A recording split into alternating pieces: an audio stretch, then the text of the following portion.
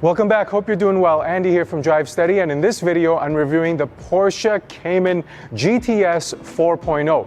So listen up, the GTS trim level is generally accepted as the sweet spot within Porsche's model lineup. It offers a better car than the base, but less compromising and more subtle than the all-out GT cars. So enter in the Cayman GTS 4.0.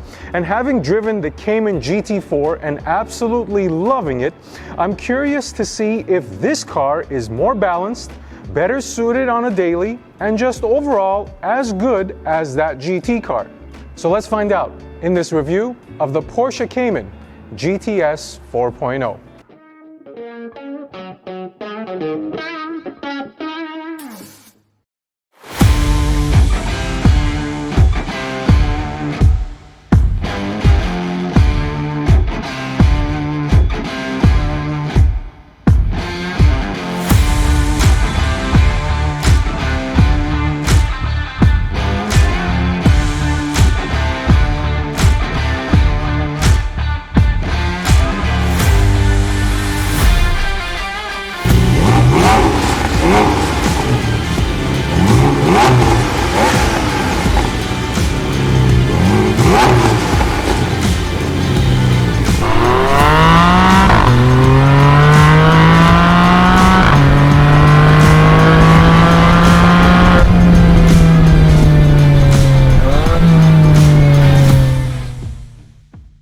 Alright, so let's start the review off by thanking Porsche of downtown LA for allowing me to review this GTS 4.0 today. They are the third largest Porsche dealership in the nation. So if you're looking for something, I'm pretty sure they've got it. And in addition to that, they've got a pretty interesting non-Porsche used car inventory. So let's start it off with this GTS on the exterior. And I actually like it a lot. Why? Because it's simple, it's clean, and through all of that, it still manages to look aggressive and sporty. I believe Porsche are the masters at this concept. Kind of like Apple, they managed to dance on this line above the regular Cayman by changing the front fascia, giving it black accents, and the rear basically has the diffuser and the exhaust tips from the GT4. Now, one thing I want to compliment is the gentian blue exterior paint. Now, I have seen this car in black, and I personally wouldn't recommend a darker color like a black or some of the darker grays that Porsche has, because it hides some of the already subtle, unique GTS styling cues. So if you're going for a GTS, my personal recommendation, this blue is amazing. Their red and yellow and some of their special order colors would also look fantastic. Alright, so now let's talk about the wheels, tires, brakes, and suspension. And Porsche's giving you a bunch of standard features here. Starting off with PASM and a 20mm lowered ride height compared to the base car. Now, an interesting thing about it is Porsche is allowing you to raise the car if you wanted to, just by 10 mils to give you that extra level of comfort that you probably wouldn't get with the lower car. Now, you're also getting Porsche's torque vectoring and a mechanical limited slip differential in the rear. So now let's talk about the wheels. You get standard 20s on all four corners. They're by 8.5 up front and by 10.5 in the rear. So a nice wide tire compared to the overall size of the Cayman. Now, once you're inside the wheel barrels, you have 13.8-inch rotors being bitten onto by a 6-piston caliper in the front and 13-inch brakes with a 4-piston caliper in the rear. Now, as far as your tires go, you do get nice tires, Michelin Pilot 4S tires. You get them 235 up front, 265 in the rear. So those are some of the selling points and a lot of standard features that people are used to in the GTS lineup. So now let's go to the main selling point of this car, that engine. Alright, so because the Cayman's engine isn't really exposed, I'm just going to talk to you from this angle and tell you about this magnificent engine. It's the 4-liter naturally aspirated engine from Porsche. It generates 394 horsepower with 309 pounds-feet of torque. It has a 7,800 RPM redline. It's mated to a 6-speed manual or 7-speed PDK and puts power down to only the rear wheels. Now, it weighs 3,200 pounds with a weight distribution of 43 to 57 in the rear, and all of this translates to a 0 to 60 time of 4.3 seconds, which is drastically underrated compared to all the other magazines, and especially when I drove the Cayman GT4, that thing is way faster than advertised, and I'm sure this one is as well.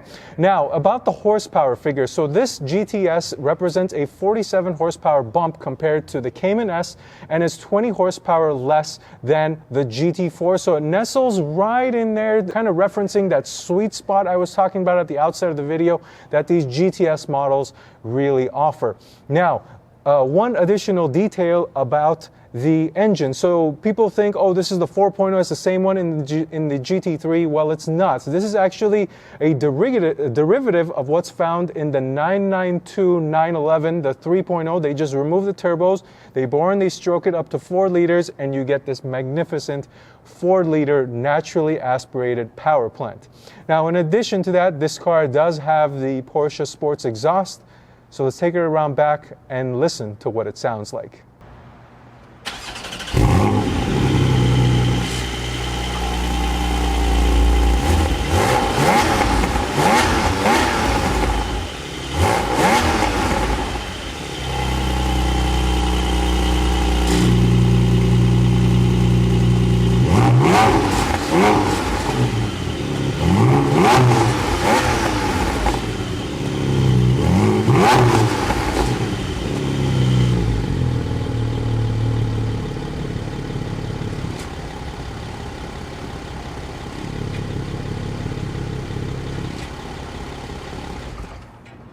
All right, so what did you think of that exhaust note? It's one of the sweeter sounds that you'll hear in all of the car industry. Now, let's talk about a couple more selling points with the Cayman itself. So for practicality, it's got 2 trunks. So you've got a frunk and a trunk because this is a mid-engine layout.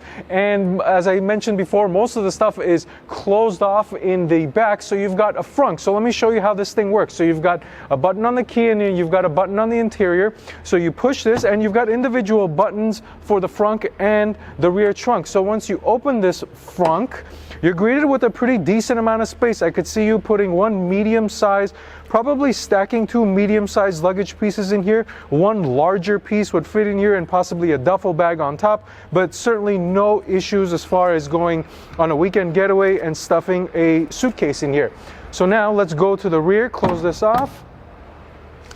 And in the rear, you've got a decent amount of space, but one thing to keep in mind, if you've got this electronic spoiler raised, you're going to have a little difficulty reaching out from the back here, so you're going to have to go from the side. And there's a really nice amount of space back here too, so no shortage of space in the Cayman. This adds to that practicality that the Cayman offers, and add that to the bonus of the GTS and the subtle looks. This is an ideal daily driver sleeper car from Porsche.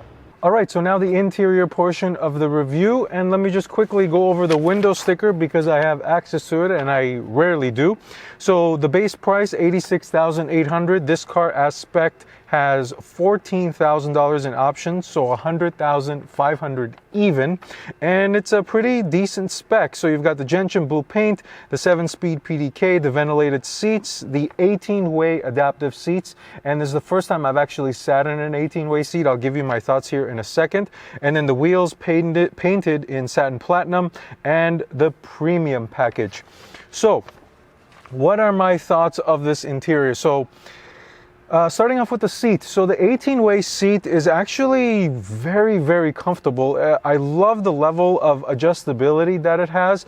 Now, this is an expensive seat at $3,000+, but I do feel like it's probably the most comfortable Porsche seat that I've sat in. Now, I've sat in the bucket seat, I've sat in the 14-way seat, I've also sat in the regular, I believe, the 2- or 4-way sport seat, and this feels really, really nice. I actually like that the person who spec'd this car deleted the race tech and all the Alcantara, so it's a full leather, not a full leather, but it's all leather looking, and then the seats are all leather. So I really like this spec a lot because the GTS gives you a bunch of Alcantara, and I'm not a big fan of Alcantara on the interior because it gets worn out very quickly, but the roof is still covered in Alcantara, and that's fine because I never touch the roof.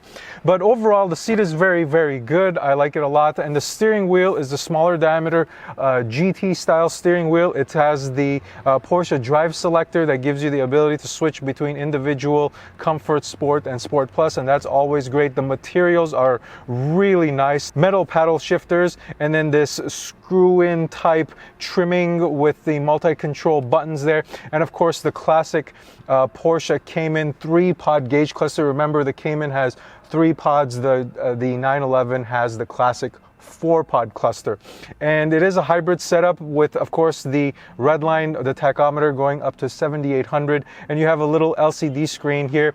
And then coming over into the infotainment, branching off of that LCD discussion. So this is probably one of the shortcomings of the Cayman GTS, and it's the infotainment or some of the technology in here. Because this is a prior gen car, the new Cayman has not come out yet, and the interior in here is vastly different than what you see in a new 911 or any of the other newer Porsche cars. So this is the older generation of the infotainment system. It's very, very basic. It's just give me my radio, my Bluetooth, some car details, but otherwise it's very simple. And the easiest way you can tell that this is a prior generation car or not a new generation car, is it has a lot of buttons. It's very button centric. The infotainment has buttons for tuner, media, home, navigation map, all that stuff. And the aircon has buttons. So in the 911, it's pretty much all built into the screen now, and you have a massive reduction in buttons. So that's basically the theme in here. Now, as far as the size goes, I think this is the perfect size sports car. It's not small. It gives you plenty of room for you and your passenger.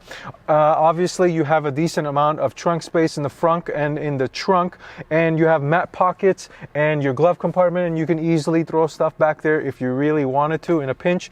But overall, this is a really nice interior as far as the size goes. Now, rounding it off with the quality of the interior. So there are still some hard touch plastic stuff in here, but one of my Porsche friends told me, well, at least it's high quality crappy plastic, if that makes any sense. But anyway, it doesn't look bad. It's definitely high quality in here. Most of the areas that you touch are soft touch, but there is some plastic stuff on the lower part of the interior, and I'm gonna give it a pass because this is a sports car and this isn't the newer generation of cars that have the extreme high attention to detail as far as quality go. So with all of that out of the way, let's go to the driving portion of the review and see what this thing feels like behind the wheel. All right, so now the driving portion of the review for the Cayman. And starting out with the key, it's the Cayman looking or shaped key, and it does have the option of the gentian blue paint on the exterior put on the key. It gives it a nice flare. Now, as far as visibility goes, no issues in smaller Porsche cars, and the Boxster is no different. I have a fishbowl style seating position. I can see over my shoulders, no issues. Out behind me, out in front of me, I see the lights overhang, so it gives me that 911 feel when I'm driving it. Now let's go ahead and foot on the brake, start stop, ignition turn key on the left. There's no start stop in the Cayman. When the engine turns on, this is really the selling point of this car, is this 4-liter, and it sounds amazing at startup. It sounds amazing when you're driving it. It's just a marvel of an engine, and let me show you what it sounds like really fast. So I'm going to put the sport mode on for the exhaust, and let's go for a quick drive here. This is a dealer car, so we're not smashing on it, and my location where I'm doing this review is not a very review-friendly location, let's call it that. So let's see.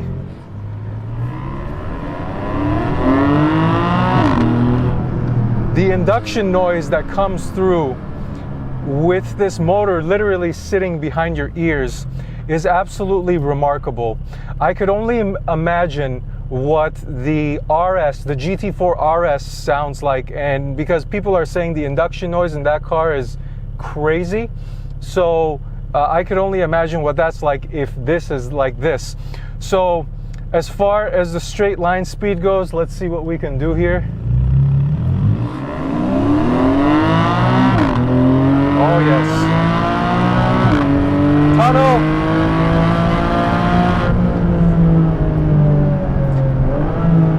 Brakes are good. Brakes are really good actually. Good feel at the top of the pedal.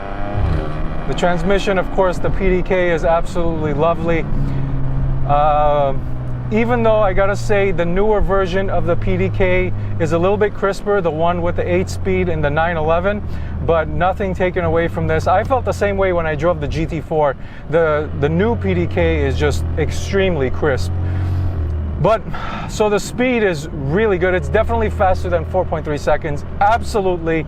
The feel when you get when it pulls to red line is something that I personally prefer in a lot of my cars. And it's it lives here as well, even though it's a little less rev happy than the GT4 and the GT4 RS. Now the rest of this car. So from a steering perspective, it is absolutely spot on. There is no deadness in the steering wheel. Anything I give it, it follows my command. People always say good things about the Porsche electric steering, and it's fantastic actually. It's a really good electric steering box. So now let's move to the suspension. So the suspension is actually sports car stiff. It's a proper suspension that will give you good feel, and it will make you feel like you are driving a sports car. This is not that far behind from a GT4, but it is still compliant for the street.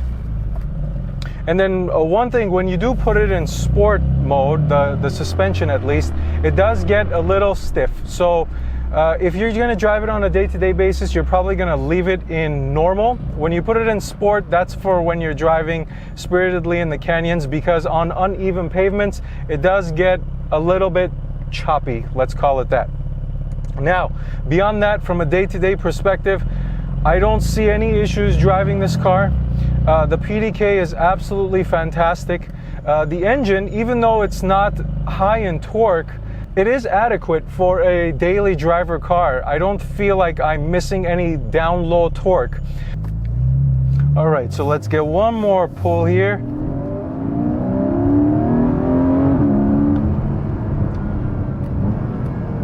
The gearing is a little bit long, I just noticed that.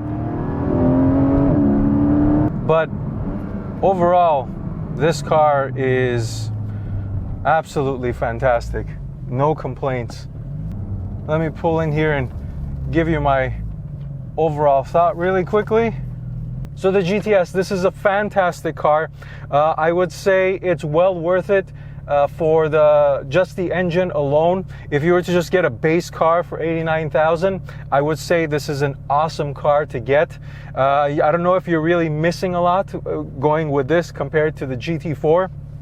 So this is a fantastic car. It follows the whole Porsche methodology of the entire brand when you're buying the car. The community, the feeling, the Porsche ownership, it's just an entire package, and that's one of the reasons why I like the Porsche brand a lot. And it kind of answers the question, why are Porsche cars much more expensive compared to some of the other cars within its class. But that's pretty much all I've got. If you have any other questions, please send me a comment down below or a message on Instagram. Otherwise, thank you for watching this video. Until next time, drive steady.